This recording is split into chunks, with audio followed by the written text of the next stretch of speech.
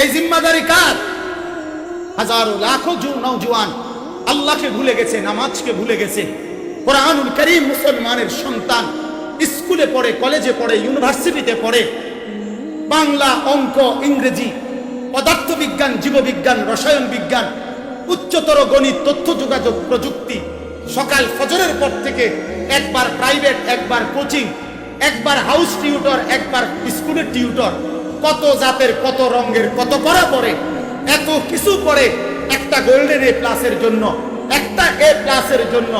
এক মুসলমানের সন্তান এত কঠিন থেকে কঠিন বিষয় সব কিছু পড়তে পারে, কিন্তু সেই ছেলেটা মেট্রিক পড়ুয়া, ইন্টারমিডিয়েট পড়ুয়া, কলেজ পড়ুয়া, অনার্স পড়ুয়া, মাস্টার্স পাস করা, এমফিল করা, পিএইচডি করা, ডক্টরেট করা, এফসিবিএস করা, এমবিবিএস করা, এফআরসিএস করা, এরকম মুসলমান যদি বলে হুজুর আমি কোরআন পড়তে পারি না, এর চাইতে লজ্জার কথা, এর চাইতে দুঃখের কথা, এর চাইতে অপমানের কথা, এর চাইতে বেইজ্জতির কথা এই আসমানের নিচে জমিনের উপরে আর কিছু হইতে পারে না।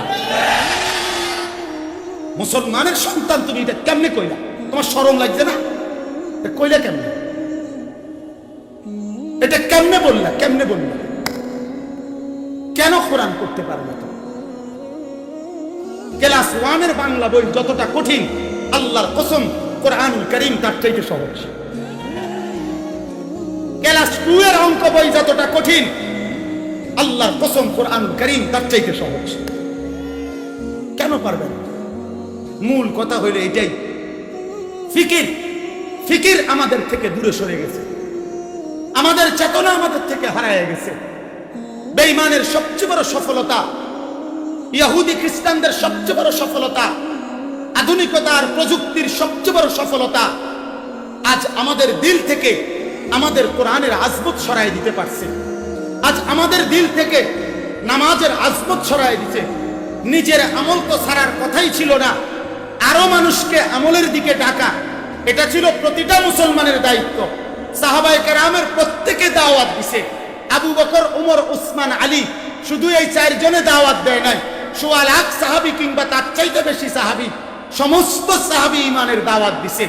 আজকে সাইপ্রাস মুসলমানের সন্তান টাকা রোজগারের জন্য সাইপ্রাস যায়, সেদিন সাহাবায়ে কেরাম কালেমার দাওয়াত নিয়ে সাইপ্রাস গেছে। আজকে আফ্রিকার মধ্যে টাকা রোজগার করার জন্য মুসলমানের সন্তান যায়, সেদিন হযরত উকবা ইবনে নাফে 22 বছরের তাগড়া নওজোয়ান সাহাবী আফ্রিকার জঙ্গল পার করে, গোটা আফ্রিকার সীমানা পার করে আটলান্টিক মহাসাগরের পার পর্যন্ত ঈমানের দাওয়াত পৌঁছাইছে। আটলান্টিকের পারে দাঁড়াইয়া বলছে, হযরতে উকবা মানুষদেরকে জিজ্ঞাসা করছে, ভাইয়েরা বলো এই সাগরের ওই পারে, এই সাগরের ওই পারে আর কোনো মানুষ আছে কিনা? লোকেরা বলছে না, এটা অথই সাগর, এর আর কুল কিনারা আমাদের জানা নাই, এরপরে আর কোনো মানুষ নাই। হযরতে উকবা কিতাবে লিখছে, ঘোড়ার পাও সামনে 2 পাও পানির মধ্যে, সাগরের পানির মধ্যে চুবাইয়া, এরপরে হযরত উকবা ইবনে নাফে আল্লাহর কাছে বলছে, রব্বুল আলামিন, রব্বুল আলামিন, তোমার বান্দারা বলছে ওই সাগরের ওই পারে আর মানুষ নাই, এরপরে আর সীমা নাই, এরপরে অথই পানি আর পানি। এজন্য আমি আল্লাহ থেমে গেলাম। যদি একজন কেউ বলতো যে সাগরের ওই পারে একজন মাত্র মানুষ আছে, আপনার পিঠে এত দাগ কেন, ছোট ছোট ছিদ্র কেন? আপনার কি ছোটবেলায় কোনোদিন বসন্ত হয়েছিল, এমন কোন রোগ হয়েছিল, পোক হয়েছিল যার কারণে পুরা পিঠ এরকম ছিদ্র ছিদ্র কেন? আল্লাহর নবী বললেন, আয়েশা তুমি এটা কি বললা? আয়েশা, এই দেহে তো কোনোদিন মশাও বসে না, এই দেহে তো কোনোদিন মাছিও বসে না, এই দেহে পোকা বসবে কেন? এই দেহের থেকে যেই ঘাম ঝরে সেই ঘামও তো মেশক আম্বরের ঘ্রাণ হয়ে যায়। এই পবিত্র দেহ নিয়ে যে পথে হাঁটি সে পথ তো ঘ্রাণে ঘ্রাণে সুবাসিত হয়ে যায়। আল্লাহর রাসূল বলেন, আয়েশা এগুলো আমার তায়েফের ময়দানের সেই পাথরের আঘাতের দাগ। তায়েফের বাচ্চারা আমাকে এই পরিমাণ পাথর মারছে, সেই পাথরের দাগ আমি আজও মিশে নাই। এই দাগ নিয়েই আমি হাসরের ময়দানে, ফুলসিরাতে এবং হাসরের ময়দানে হাউজে কাউসারের পানির সামনে আমার উম্মতের সামনে আমি দাঁড়াবো, আর উম্মতকে দেখাইয়া বলবো, আমার উম্মত এই পিঠ আমি চালনির মতো ঝাঁঝরা বানায় ফেলছি তোদের কাছে ঈমান বোঝাবার জন্য, দ্বীন বুঝায় দেওয়ার জন্য, কোরআন বুঝায় দেওয়ার জন্য।